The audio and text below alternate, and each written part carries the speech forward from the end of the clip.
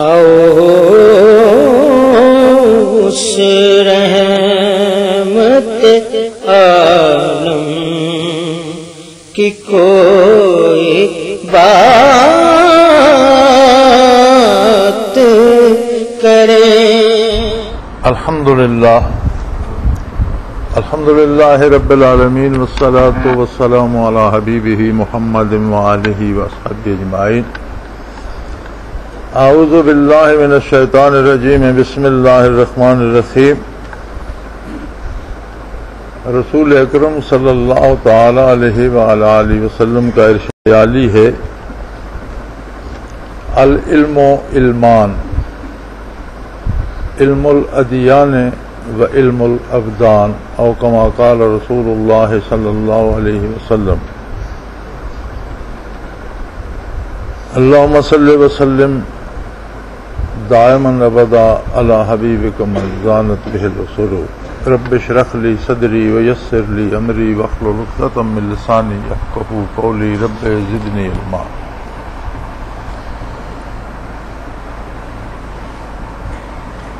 جس دور سے ہم گزر رہے ہیں اور آج کے زمانے میں پوری دنیا میں کفر اور اسلام کے درمیان مقابلہ شروع ہے، اس کی مختلف صورتیں ہیں۔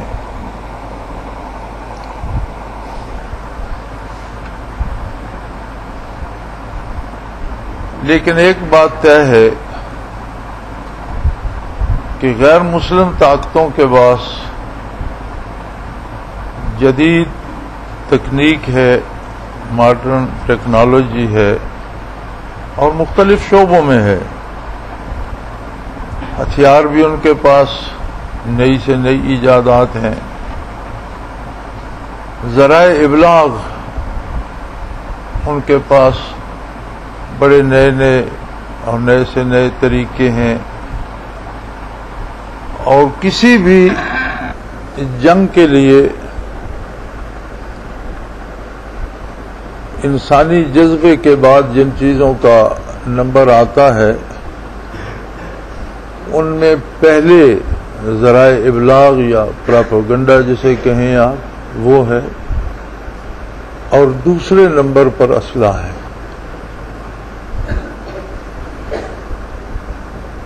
جہاں تک ہمارا عالم اسلام کا تعلق ہے تو ہماری عمومی حالت یہ ہے کہ جو اسلحہ وہ آزما چکتے ہیں اور خود اس سے آگے نکل جاتے ہیں وہ بڑے مہنگے داموں ہمیں بیچ دیتے ہیں، اور ہم اسے ساری عمر پالش کرتے رہتے ہیں اور صاف کرتے رہتے ہیں۔ ہمارے ہاں مسلمانوں میں دو طبقے ہیں، ایک سب سے اہم، سب سے ذمہ دار اور لائق عزت و احترام طبقہ دینی طبقہ ہے، علماء کا طبقہ ہے، اور دوسرا طبقہ وہ ہے جنہیں دین سے تو کوئی خاص لگاؤ نہیں ہے لیکن علوم جدیدہ میں انہیں دسترس حاصل ہے۔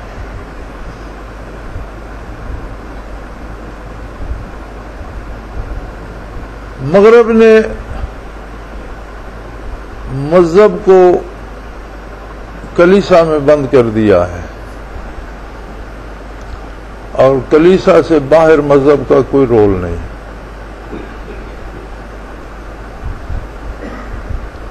اسلام کسی ادارے، کسی مسجد، کسی گھر کا پابند نہیں ہے۔ اسلام ایک ضابطۂ حیات ہے جو انسان کے بالغ ہونے سے لے کر وفات تک ہر لمحہ اس کے ساتھ رہتا ہے اور ہر کام میں شریک ہوتا ہے۔ اور مومن کی دو ہی حالتیں، بندہ مسلم کی دو ہی حالتیں ہوتی ہیں، یا تو کوئی کام وہ اسلام کو چھوڑ کر اسلام سے باہر جا کر کرتا ہے. اگر بندہ اسلام کو نہ چھوڑے، اسلام بندے کو نہیں چھوڑتا، وہ ہر مقام پر، ہر شعبے زندگی میں، ہر جگہ اس کا ساتھ دیتا ہے.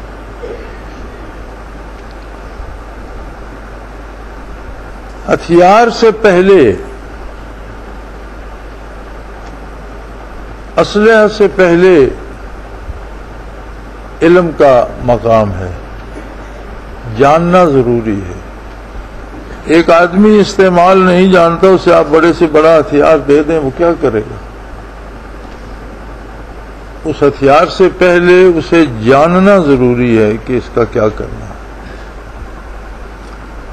اس جاننے کے بارے اور علم کے بارے جو ارشاد عالی ہے آقا نامدار صلی اللہ علیہ وآلہ وسلم کا، وہ یہ ہے کہ العلم، دا نالج، مکمل علم جسے کہتے ہیں، اس کے دو حصے ہیں. العلم و علمان. جو مکمل علم ہے اس کے دو شعبے ہیں. آدھا علم ہے علم الادیان.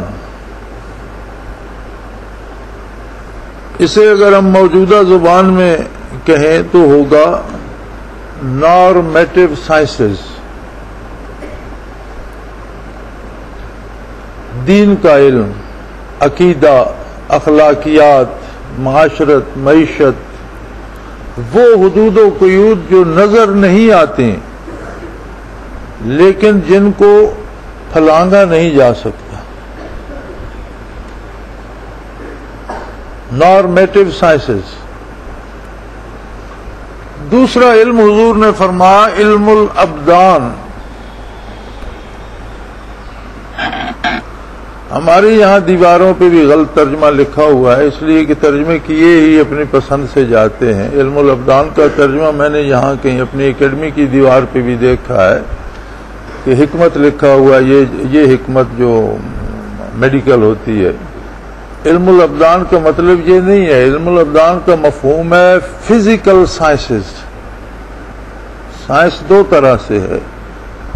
نارمیٹو سائنسز جو نظر نہیں آتی، جیسے عقیدہ، اخلاقیات، معیشت و معاشرت کی حدود، ایمان و عمل جسے آپ کہیں. آدھا علم یہ ہے.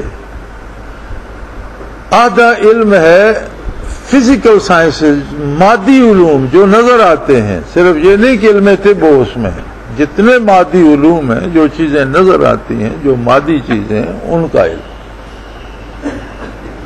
جب یہ دونوں کسی کے پاس ہوں گے تو وہ عالم کہلانے کا مستحق ہوں گے. اور جن علماء کی ہم تقلید کرتے ہیں، ائمہ کرام کی، یا جن کے فتاوی چلتے ہیں، یا جن کی تفسیر کے امام ہیں، حدیث کے امام ہیں، فقہ کے ائمہ کرام ہیں، تو ان سب کی سوانح آپ پڑھیں تو جس طرح وہ دینی علوم میں خورشید تاباں تھے، اسی طرح دنیاوی علوم پر بھی انہیں عبور حاصل تھا. اور ان میں سے ہر ایک بڑا بڑا تاجر، اور جو بڑا تاجر نہیں تھا وہ بھی مزدوری کر کے اپنی روزی کماتا تھا، اور علوم دنیا میں اور کاروبار میں، لوگوں کے ساتھ معاملات میں، ان سب چیزوں سے آگاہ تھا. اور عملاً اگر کوئی دنیاوی علوم کو جانتا ہی نہیں ہے تو اس کی دین میں رہنمائی کیسے کر سکتا ہے؟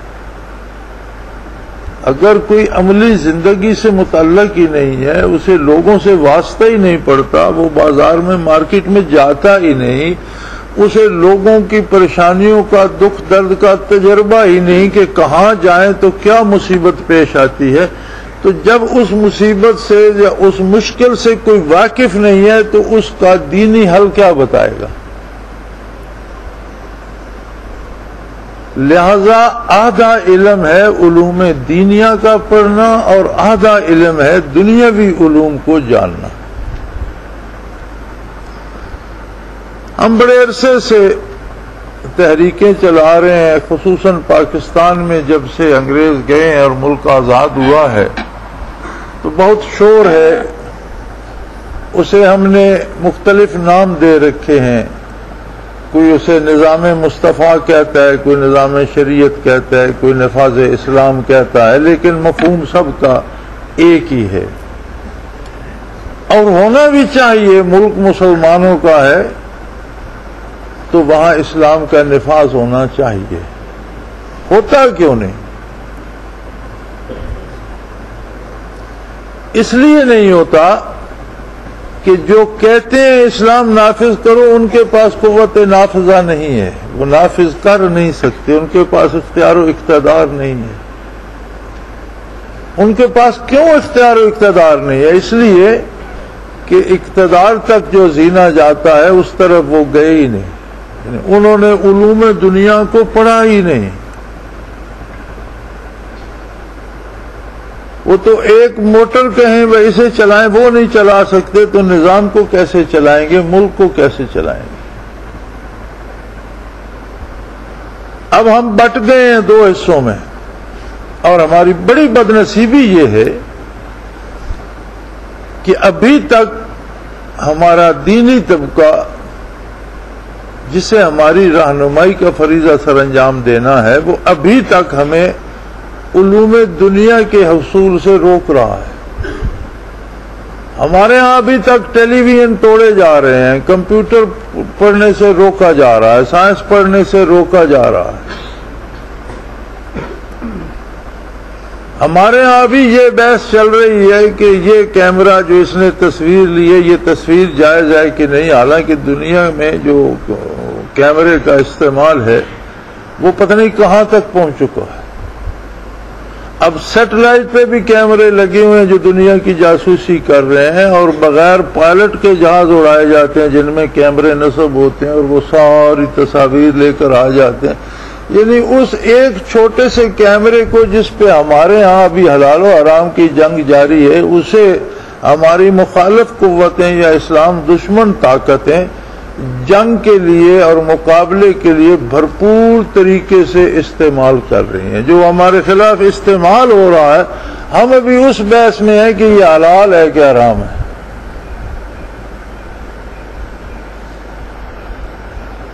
اب یہ جو ہمارا طریقہ کار ہے اس کی شرعی حیثیت کیا ہے؟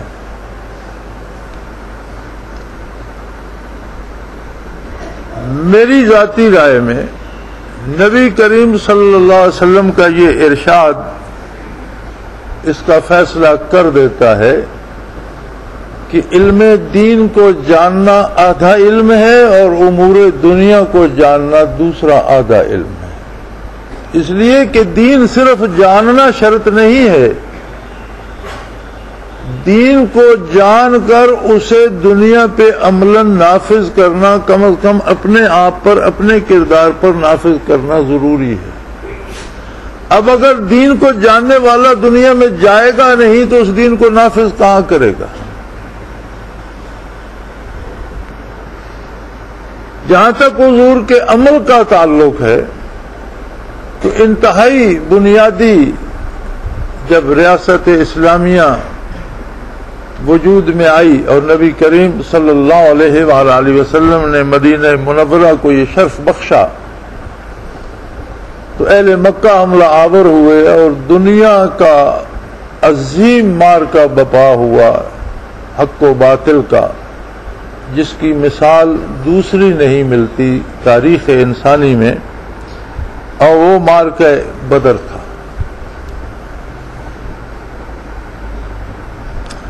ہمارے حضرات کی یہ تلقین بھی ہے کہ آپ نمازیں پڑھیں، مساجد میں جائیں، تبلیغ کریں اور دعا کریں، اللہ غلبہ دے گا. بات تو درست ہے،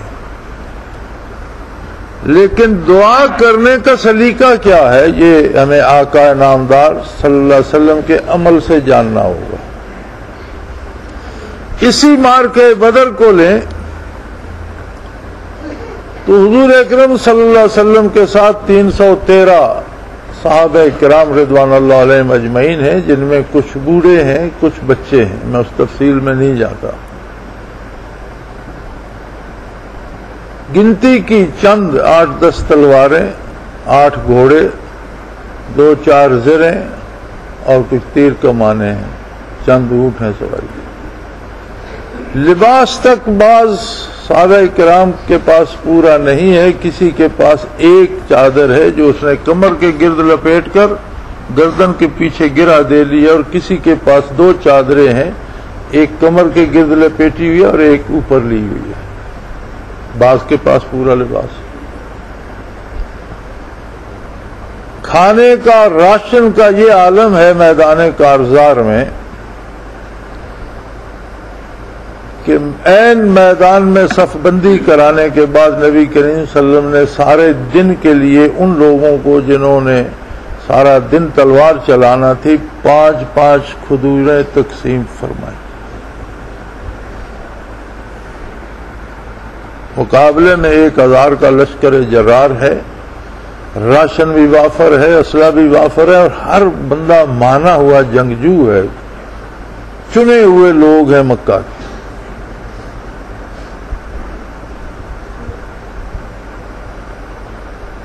فتح تو دعا سے ہوتی ہے کہ صف بندی کرا کے نبی کریم صلی اللہ علیہ وسلم نے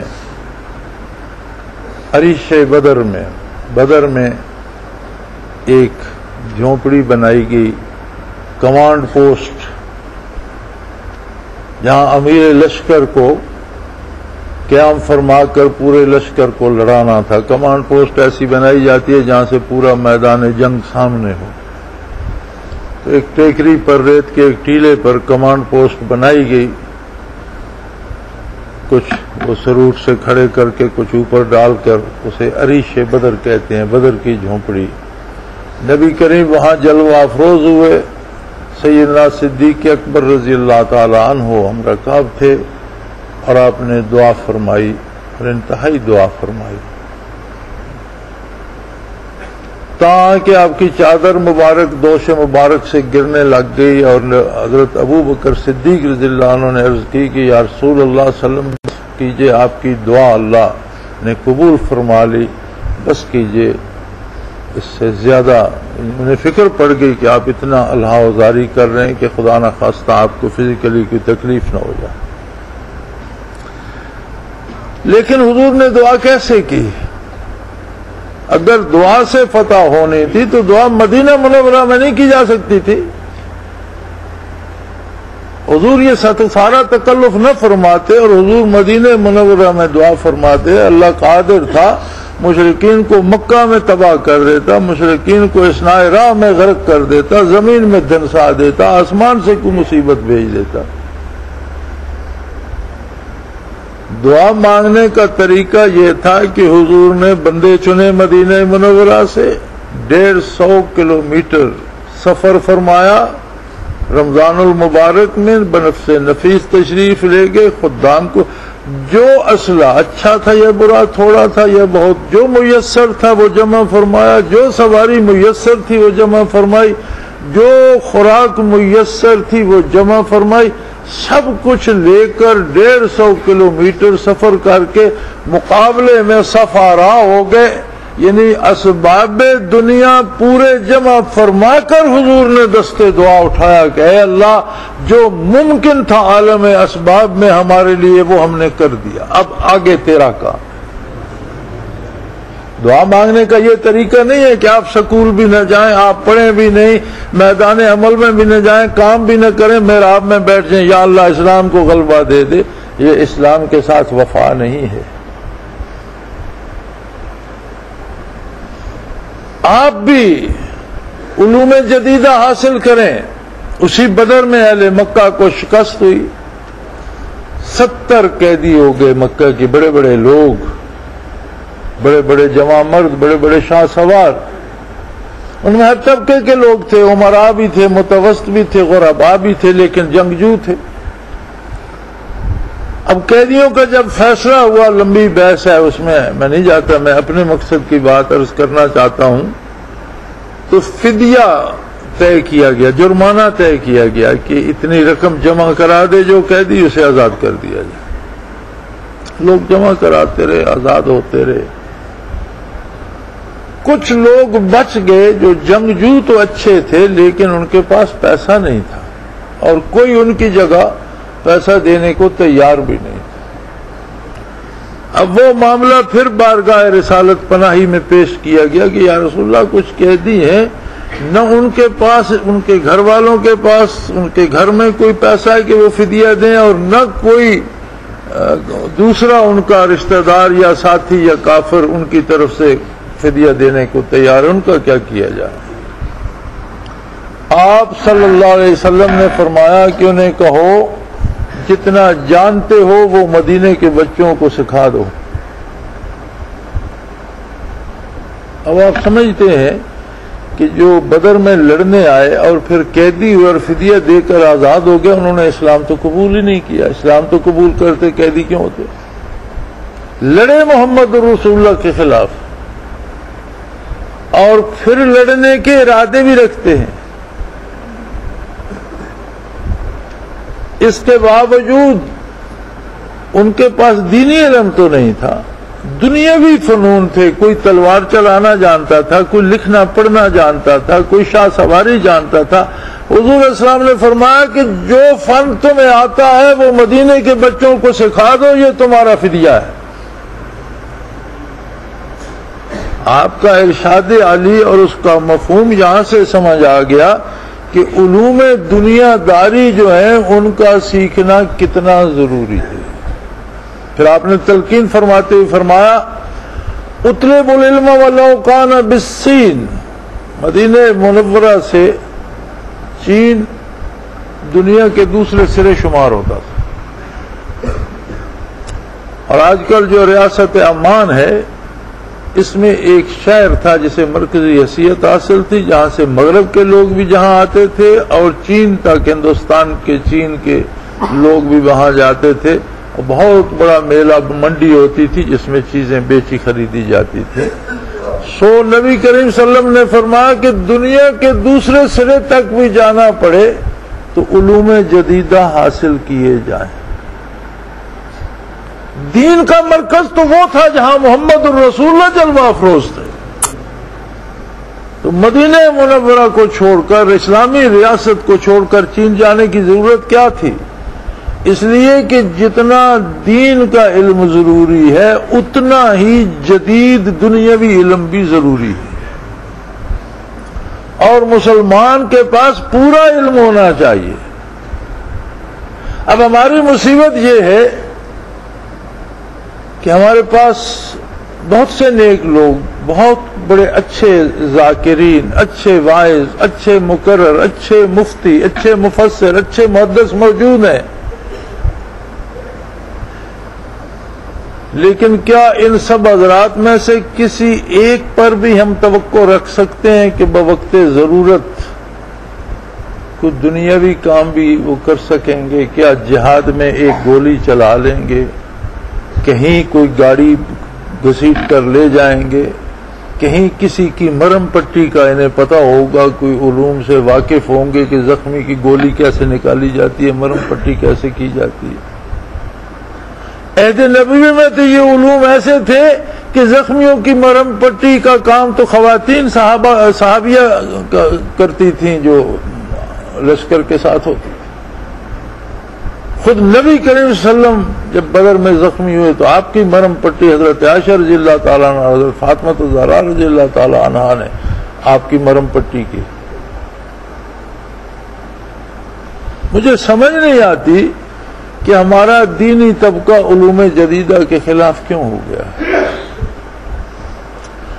اس کا اثر جو قوم پر اور ہم پر پڑ رہا ہے وہ یہ ہے کہ جن بچوں میں فطری ایک جذبہ ہوتا ہے، جسے انگریزی میں ٹیلنٹ کہتے ہیں، ایک جذبہ ہوتا ہے سیکھنے کا، جاننے کا، اور جاننے کی ایک قدرتی فطری استعداد ہوتی ہے،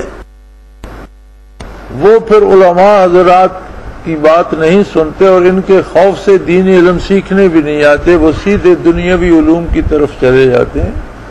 وہ جدید سائنس پڑھتے ہیں، جدید تکنیک پڑھتے ہیں، ماڈرن ٹیکنالوجی پڑھتے ہیں، اور پھر اس کی تلاش میں باہر نکل جاتے ہیں، اور ہمارا وہ ٹیلنٹ، ہمارا وہ جذبہ ان اغیار کے کام آتا ہے، وہاں وہ سیکھتے بھی ہیں، وہیں ملازمت کرتے ہیں اور وہاں ان کے کام آتے ہیں۔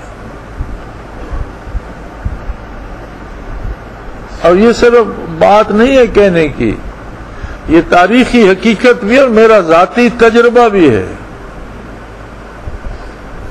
میں نے دنیا کا سفر کر کے دیکھا ہے، جاپان سے امریکہ تک۔ میں نے جاپان کے کارخانوں میں بھی چوٹی کے کاریگر جو ہیں وہ پاکستانی دیکھے، اور امریکہ میں علوم جدیدہ کے ماہرین پاکستانی میں نے دیکھے۔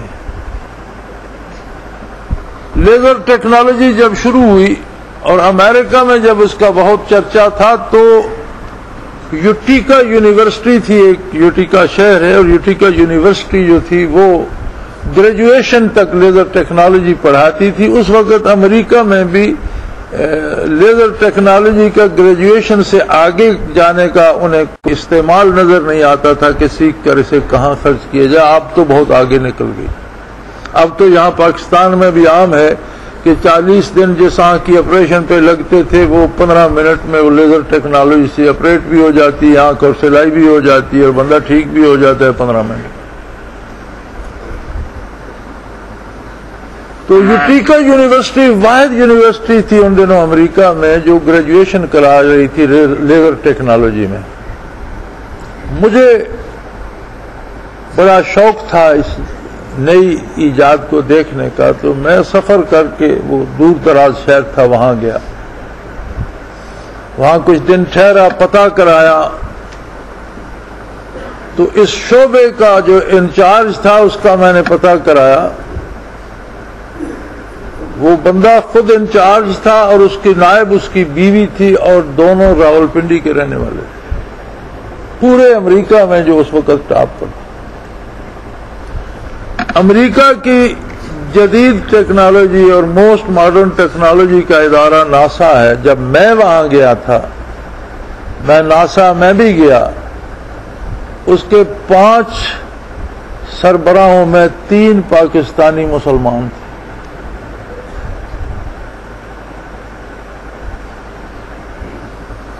میں برطانیہ میں گیا تو پتہ چلا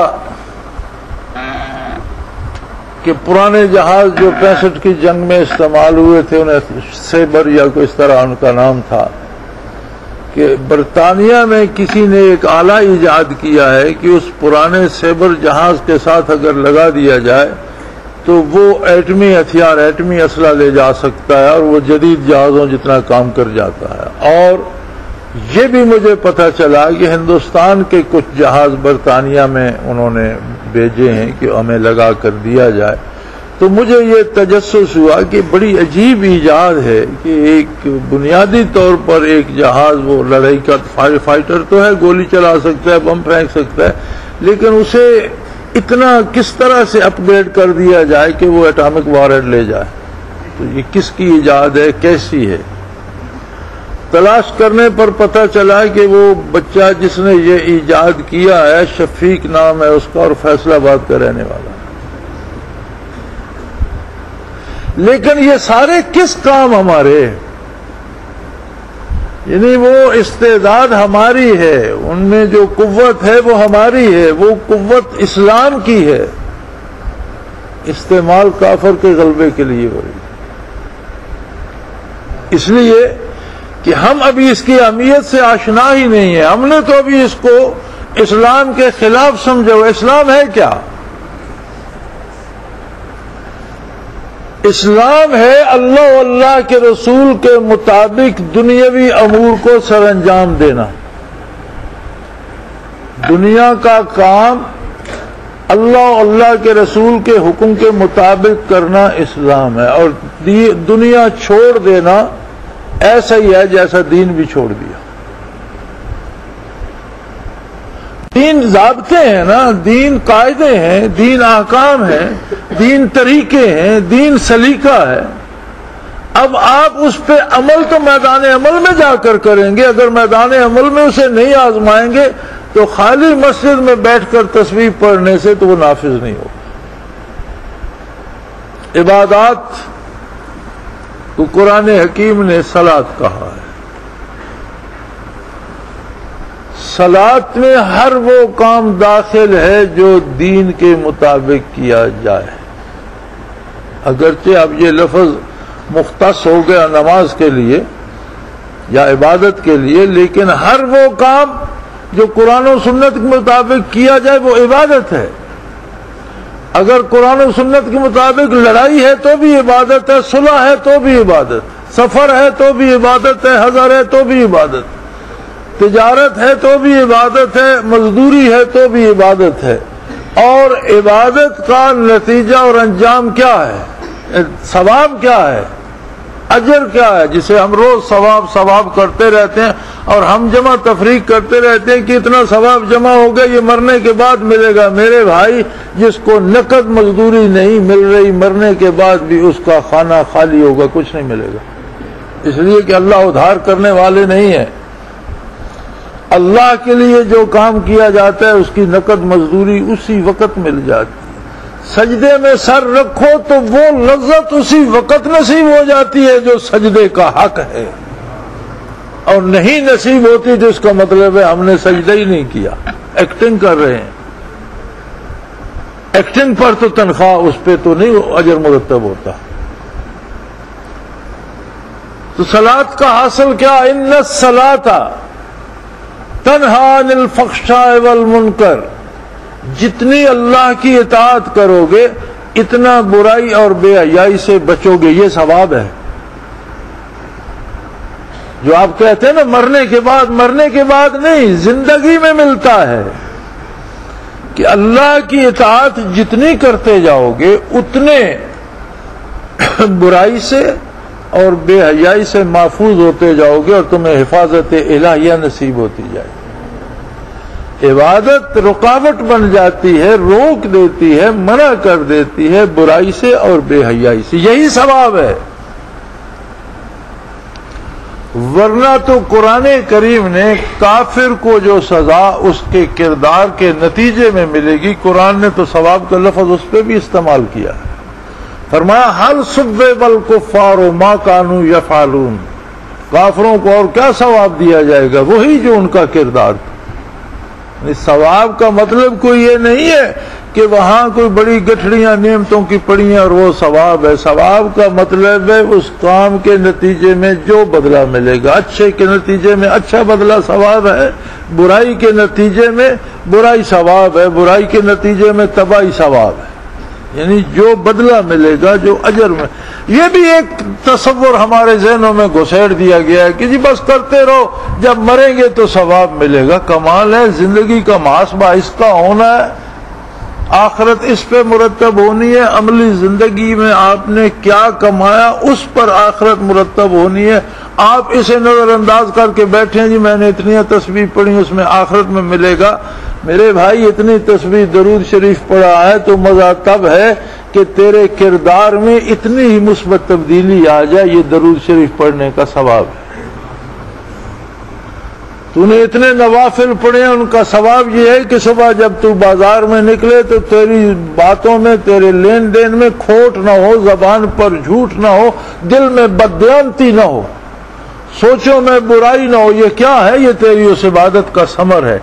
اب وہ جو بازار میں برائی نہیں ہوگی، نیکی ہوگی، زبان پر جھوٹ نہیں آئے گا، حق ہوگا، دل میں بددیانتی اور خیانت نہیں، امانت ہوگی، اس پر آخرت مرتب ہوگی، تیرے ان سجدوں پر نہیں، تیری ان تسبیحات پر نہیں، تیرے ان سجدوں، ان تسبیحات پر تیرا عمل دنیا میں سدھرے گا، اور جو سدھار عملی زندگی میں آئے گا اس پر آخرت مرتب ہوگی۔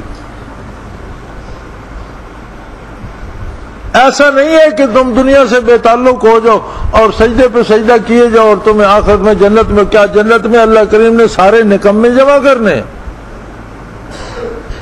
نبی علیہ الصلوۃ والسلام نے فرمایا تحت ظلول السیاف، ظلال السیاف، جنت تو تلواروں کے سائے میں ہے، نکموں کے لیے تو نہیں ہے، بیکار لوگوں کا گھر تو نہیں ہے جنت۔ جنت تو اللہ کے ان بندوں کا گھر ہے جنہوں نے سب کچھ اللہ پہ نثار کر دیا، جو کٹ جاتے ہیں اور حق سے نہیں ہٹتے، جو نقصان اٹھا لیتے ہیں، بددیانتی نہیں کرتے، جو جھوٹ نہیں بولتے، جو کسی کے لیے برا نہیں سوچتے۔ حتیٰ کہ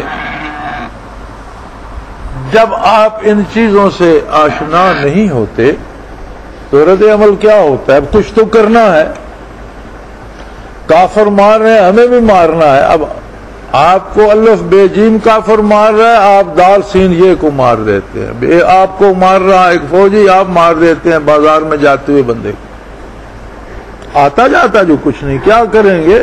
مسجد میں بم پھینک دیں گے، گلی پہ جاتے بندے کو گولی مار دیں گے، 2-4 بندوں کو قتل کر دیں گے. یہ کیا ہے جی؟ یہ اسلام کی خدمت ہو رہی ہے. یہ اسلام کی خدمت نہیں ہے، یہ آپ کی نااہلی کا ثبوت ہے.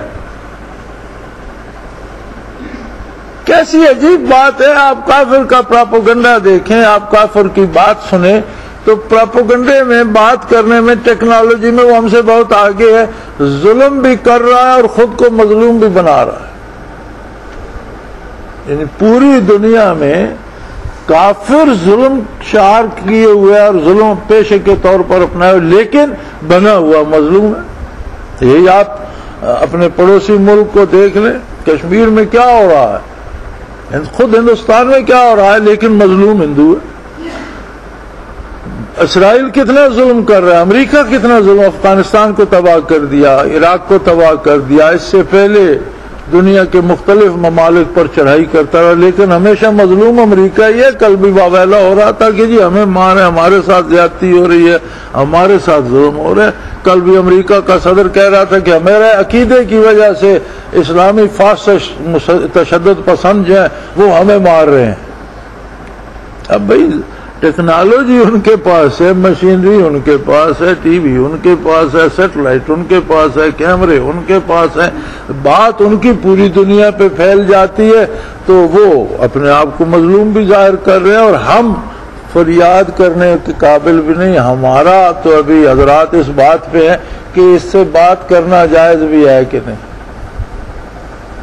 یعنی اسے پڑھنا، سیکھنا، استعمال کرنا تو دور کی بات. اور یہ بڑی عجیب بات ہے، یہ میرے آنکھوں دیکھا واقعہ ہے کہ شروع میں جب لاؤڈ سپیکر آئے تو بڑا شور تھا کہ جناب یہ لاؤڈ سپیکر والی اذان نہیں ہے، یہ جائز نہیں ہے، اس کے بغیر کہی جائے. پھر جب اس پہ نماز پڑھانا لوگوں نے شروع کیا پھر تو طوفان ہی مچ گیا کہ یہ قرات جو لاؤڈ سپیکر پہ سنائی جاتی ہے اس سے نماز نہیں ہوتی. اس کے بعد ریڈیو آ گیا. اب کافر نے لاؤڈ سپیکر ترک کر دیا.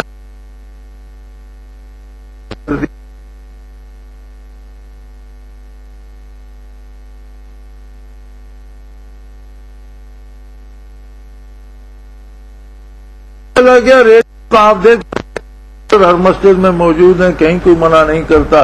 تقریریں ٹیپ ہو رہی ہیں، وہ استعمال ہو رہا ہے. اب ٹی وی کے بعد کمپیوٹر آ گیا. اور عجیب بات ہے کہ ہمارے دینی طبقہ کو ابھی اس کی ضرر رسانی کا علم نہیں ہے. یہ ابھی تک ٹی وی توڑ رہے ہیں، حالانکہ اب بے حیائی ٹی وی میں کم، حقیقی بے حیائی انٹرنیٹ پہ اور کمپیوٹر میں.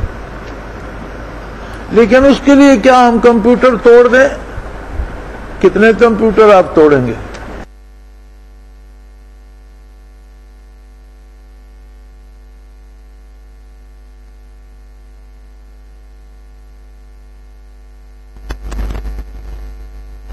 ہم اللہ کا قرآن بیان کریں، اللہ کے نبی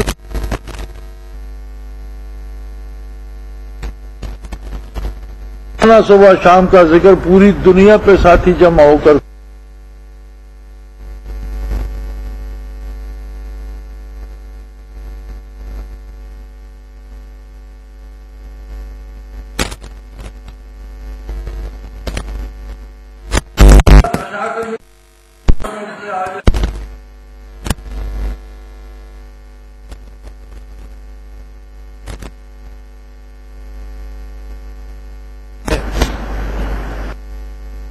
اب یہ گلی میں بم پھوڑنا، اپنے ملک میں تباہی پھیلا دینا، یا دوسرے ملک میں جا کر چند ایسے لوگوں کو مار دینا جن کا تعلق ہی نہیں ہے، اس کا جواز نہیں.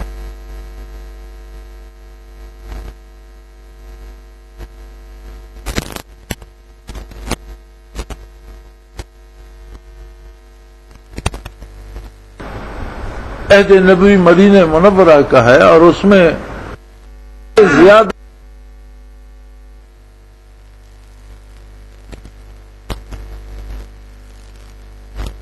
اسلامی ریاست نے لڑی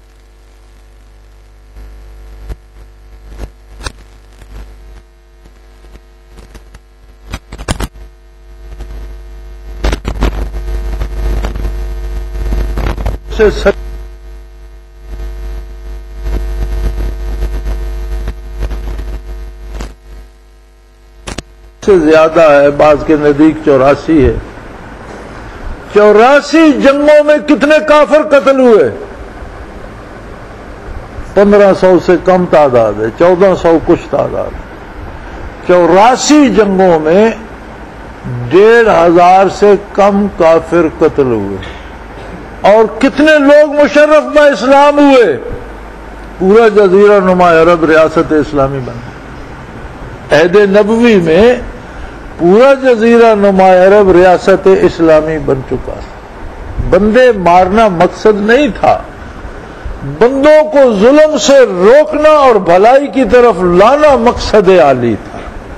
وہی مرے جو برائی کو غالب کرنے پہ زور لگا رہے تھے، ورنہ لوگوں کو توبہ کی ترغیب دی گئی اور نیکی کی طرف بلایا گیا۔ اور اس 10 سالہ عہد نبوی میں وہ ریاست جو مدینہ منورہ کے اس گاؤں سے شروع ہوئی جو 3000 کی آبادی تھا، حضور اکرم صلی اللہ علیہ وسلم جب تشریف لائے تو مدینہ منورہ 3000 کی آبادی تھا، اور آج وہ تقریباً ساری آبادی مسجد نبوی میں آ چکی ہے۔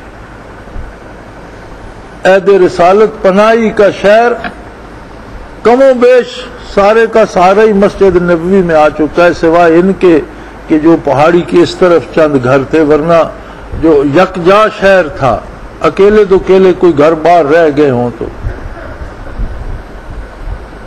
تو اس چھوٹے سے ایک گاؤں سے شروع ہونے والی وہ اسلامی ریاست ان 84 غزوات و سرایا کے بعد پورے جزیرہ نما عرب پر لا الہ الا اللہ محمد الرسول اللہ کو نافذ کر چکی تھی۔ اور بندے کتنے قتل ہوئے تھے؟ 1400 سے کم کافر۔ بندے مارنا مقصد نہیں تھا۔ پھر عین عالم جنگ میں حضور نے فرمایا، جن کو جنگ پہ روانہ فرما رہے تھے انہیں فرما رہے تھے کہ ان لوگوں سے تعرض نہ کیا جائے جو جنگ میں شامل نہیں ہے، سویلین کو نہ مارا جائے، فصلیں نہ اجاڑی جائیں، عبادت خانوں میں جو لوگ بیٹھے ہیں انہیں پریشان، کافر بت پرست جو بت خانے میں بیٹھے اسے وہاں پریشان نہ کیا جائے۔ یہ کون سا جہاد ہے جو مسجد میں بم پھینک رہا ہے؟ یہ کون سی اسلام کی خدمت ہو رہی ہے کہ مساجد میں بم پھینکے جا رہے ہیں، عبادت گاہوں میں بم پھینکے جا رہے ہیں؟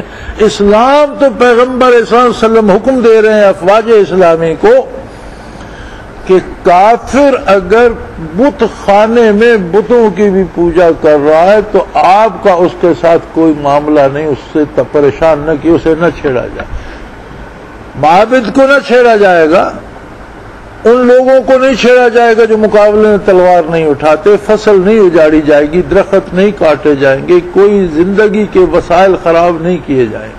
علوم جدیدہ سیکھیں، وہ دنیا کو تباہ بھی کر رہے ہیں اور پروپیگنڈا مشینری بھی ان کے پاس ہے، مظلوم بھی بنے ہوئے ہیں، اور ہم مظلوم ہوتے ہوئے دنیا کی نگاہوں میں ظالم بنے ہوئے اور دہشت گرد بنے ہوئے۔ تو غلبہ اسلام کے لیے بنیادی بات یہ ہے کہ آپ پورے خلوص کے ساتھ دین سیکھیں اور اس کے ساتھ جدید دنیاوی علوم سیکھیں۔ اپنی عمر گزار چکے ہیں تو بچوں کو سکھائیں، بچیوں کو سکھائیں۔ علوم جدیدہ جن بچوں کو آتے ہوں گے اور جنہیں دین بھی آتا ہوگا، جب وہ بچے ترقی کریں گے ان کے ہاتھ میں قوت نافذ آئے گی، ان سے کوئی ایس پی لگے گا، کوئی ان سے ڈپٹی کمشنر بنے گا، کوئی ان بچوں میں سے گورنر بنے گا، کوئی ان بچوں میں سے وزیر اعظم بنے گا، کبھی ان بچوں میں سے کوئی ملک کا سربراہ بھی بنے گا۔ ان لوگوں کے پاس جب قوت نافذ ہوگی تو وہ دین نافذ کریں گے، آپ گلی گلی بم پھوڑ کر دین نافذ نہیں کر سکتے، آپ بازاروں میں بندے مار کر دین نافذ نہیں کر سکتے، بلکہ یہ سارے کام تو دین کے خلاف۔ نبی رحمت صلی اللہ علیہ وسلم نے جن امور سے منع فرمایا ہے وہ دین کیسے ہو گئے؟ اور مجھے یہ فلسفہ بالکل سمجھ میں نہیں آتا کہ آخر دینی جماعتوں نے کون سا جواز تلاش کر لیا ہے کہ وہ بندے مارنے کا حکم دیتی؟ کیوں مارا جائے ان بندوں کو جن کا کوئی قصور نہیں؟ آپ یہودیوں کے خلاف حالت جنگ میں ہیں تو یہودی فوجوں سے لڑ سکتے ہیں، یہودی شہریوں کو مارنے کا تو آپ کے پاس شرعاً جواز کوئی۔ ہندوستان کے ساتھ آپ کی جنگ ہوتی ہے تو آپ کی فوج ہندوستان کی فوج سے لڑ سکتی ہے، ہندوستانی شہریوں کو قتل کرنے کا آپ کے پاس کوئی جواز؟ یہ تو نبی کریم نے منع فرما دیا۔ تو یہودیوں کے معبد یا عیسائیوں یا ہندوؤں کے معبد کو چھوڑ دو، مسلمان سے تو اب اپنی عبادت گاہیں اور مساجد محفوظ نہیں ہے، تو پھر کیا فائدہ ہوا؟ کیسے ترقی ہوگی؟ کیسے دین نافذ ہوگا؟ نعرہ تو روز ہوتا ہے، کل بھی تھا اخبار میں، آج بھی ہے، جب تک دین مصطفیٰ نافذ نہیں ہوتا امن قائم ہے۔ کون نافذ کرے گا؟ جو دین سیکھتا ہے اسے تو کوئی چوکیدار بھی بھرتی نہیں کرتا کہ اسے دنیا کی خبر ہی نہیں ہوتی۔ کتنے لاکھوں بچے دینی مدارس میں پڑھتے ہیں پاکستان میں؟ مجھے کوئی ایک دکھائیں کہ وہاں سے واپس آ کر وہ فوج میں ہے، پولیس میں ہے، عدلیہ میں ہے، کہیں ہے؟ مجھے کوئی لاری ڈرائیور دکھا دیں، کوئی بازار میں دکاندار دکھا دیں۔ عملی زندگی سے ان کا کوئی تعلق نہیں ہے۔ ہم بڑی ترقی کریں گے تو بچوں کو امام مسجد بنا دیں گے، کوئی بزرگ فوت ہو جائے گا اس کی جگہ لے لیں گے، یا کسی مولوی کی ٹانگ کھینچ کر اسے مسجد چھین لیں گے۔ یہ بھی نہیں ہوگا تو چندہ برائے مسجد کا بورڈ لگا کر بیٹھ جائیں گے، پیسے جمع کر کے نئی مسجد بنا کے وہاں بیٹھ جائیں گے۔ اس کے علاوہ کیا مصرف ہے دینی طبقے کا؟ دینی مدارس سے پڑھ کر آنے والوں کو ہم نے کیا سکھایا؟ اس کے علاوہ کیوں نہ دینی مدارس سے آنے والے ہوائی جہازوں کے پائلٹ ہوتے اور فائٹر جہازوں کو چلاتے؟ کیوں نہ دینی مدارس سے آنے والے مجسٹریٹ اور جج بنتے؟ کیوں نہ دینی مدارس سے آنے والے جرنیل ہوتے فوج کے؟ ایسا بندہ کوئی فوجی جرنیل انقلاب لاتا تو وہ اسی وقت دین نافذ کرتا۔ تو آپ نے ایک طرف پکڑی ہوئی ہے اور دوسری طرف سے منع فرما رہے ہیں، حالانکہ حضور اکرم صلی اللہ علیہ وسلم کا ارشاد عالی بھی اور آپ کا عمل مبارک بھی بتا رہا ہے کہ دین اور دنیاوی علوم سیکھنا برابر برابر ضروری ہے۔ اور یاد رکھ لیں، جب تک آپ علوم جدیدہ نہیں سیکھیں گے ان کی کوئی حیثیت نہیں۔ لہذا ہم تو ہمیشہ، چونکہ ہم چل رہے ہیں قرآن کریم کو مسلسل پڑھنا اور ترجمہ ہم نے شروع کیا، تو ہر جمعے پہ 2-4 آیات کا ترجمہ ہو جاتا ہے۔ سورہ فاتحہ سے شروع کیا اور ہم تیسرے پارے میں چل رہے ہیں، تو یہ جمعے اجتماع کے سارے بھی اسی ترتیب سے ہم تو چلتے رہے، لیکن آج چونکہ آخری جمعہ تھا تو میں نے چاہا کہ ہم اپنی ضرورت پہ بھی آج بات کر لیں، اور اس موضوع سے ہٹ کر میں نے یہ بات کی۔ میں نے یہ چاہا کہ ساتھی دنیا سے آئے ہوئے ہیں، دنیا کے ممالک سے یہاں تشریف فرما ہیں، اس پیغام کو روئے زمین پر مسلمانوں کے پاس لے جائیں، اور ہمیں اپنی کمزوری کا پتہ چلے کہ جب ہم چاہتے ہیں دین کا غلبہ تو کر کیوں نہیں سکتے۔ میرے بھائی، ہم اس لیے نہیں کر سکتے کہ قوت نافذہ ہمارے پاس نہیں ہے۔ کیوں نہیں ہے قوت نافذہ؟ اس لیے نہیں ہے کہ ہم علوم جدیدہ سے آگاہ نہیں ہے۔ قوت نافذہ تک پہنچنے کا جو زینہ ہے وہ علوم جدیدہ ہے۔ وہ تفسیر سن کر کسی کو مجسٹریٹ نہیں بناتے، احادیث مبارکہ سن کر کسی کو وہ پولیس کا افسر بھرتی نہیں کرتے، فقہ کے مسائل سن کر کسی کو فوج میں بھرتی نہیں کیا جاتا۔ یہ سارا علم جو ہے یہ آپ کے اپنے لیے بھی ہے اور ان مسلمانوں کے لیے جن سے آپ کا سابقہ پڑے، اور آپ ان کو بتائیں بھی اور عملاً سمجھائیں بھی، سکھائیں بھی اور عملاً نافذ بھی کریں۔ لیکن قوت نافذہ تک پہنچنے کا زینہ علوم جدیدہ ہے۔ وہ پہلے پوچھیں گے آپ نے کیا پڑھا؟ BA پڑھا، سائنس کے ساتھ پڑھا، کمپیوٹر سیکھا ہے؟ آپ نے اس سارے کو حرام قرار دیا ہوا ہے تو آپ کو وہاں کون رکھے گا؟ قوت نافذہ آپ کے پاس نہیں ہوگی تو نفاذ دین مصطفیٰ کرے گا کون؟ اگر ہم خلوص سے یہ چاہتے ہیں تو پھر ہمیں وہ سلیقہ اپنانا ہوگا جو نبی کریم صلی اللہ علیہ وسلم کے ارشاد عالی میں بھی ہے، آپ کے اعمال میں بھی آپ نے اس پر عمل کر کے بھی دکھایا، اور وہی طریقہ غلبہ اسلام کا جو روز اول تھا وہی آج بھی ہے، وہی آگے بھی ہوگا۔ آپ دین سیکھیں، لیکن دین میں قرآن کریم نے فرمایا کہ تم میں سے کچھ لوگ ہونے چاہیے جو دین میں فاضل ہوں، باقی لوگوں کو فرض کا جاننا فرض ہے، واجب کا جاننا واجب ہے، سنت کا جاننا سنت ہے، مستحب کا جاننا مستحب ہے۔ جو شخص روزمرہ کے بارے معلومات دینی رکھتا ہے وہ کافی ہے۔ امت کے کچھ لوگ، قوم کے کچھ لوگ ایسے ہوں جو دین میں اعلیٰ تعلیم حاصل کریں تاکہ قوم کی رہنمائی دینی امور میں کر سکے۔ ہر بندے کے لیے مفتی بننا ضروری نہیں ہے، لیکن دنیا میں ہر بندے کے لیے سائنٹسٹ بننا، انجینئر بننا، ٹیکنالوجسٹ بننا یہ ضروری ہے، ورنہ اسے دنیا میں قوت نافذہ کے قریب کوئی نہیں جانے دیتا۔ اور آج ہماری اس کمزوری کی وجہ سے اللہ کا دین دنیا میں دھکے کھا رہا ہے، کیونکہ جو دین کے محافظ بننے چاہیے تھے، جنہیں دین کے لیے، دین ہے کیا؟ نظریاتی طور پر بھی اور عملی طور پر بھی ارشادات نبوی میں ڈھل جانا۔ آپ نے پتہ ہے جو دعا بدر میں حضور نے فرمائی، اس میں آپ نے کیا عرض کیا تھا؟ بار الہ، میں سارے کا سارا اسلام لے آیا ہوں۔ آپ کے ہمراہ تو بندے تھے، فلسفہ تو نہیں تھا۔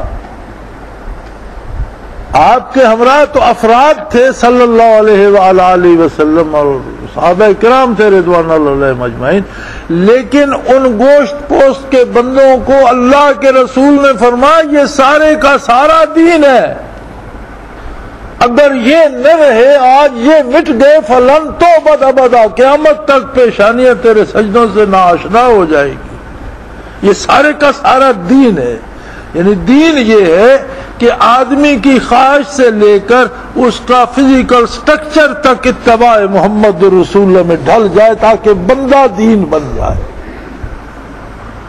اور ڈھلے گا تب ہی جب علوم دینیہ بھی جانتا ہوگا، علوم جدیدہ بھی جانتا ہوگا۔ اگر ایک طرف کا علم ہے تو آدھا علم ہے،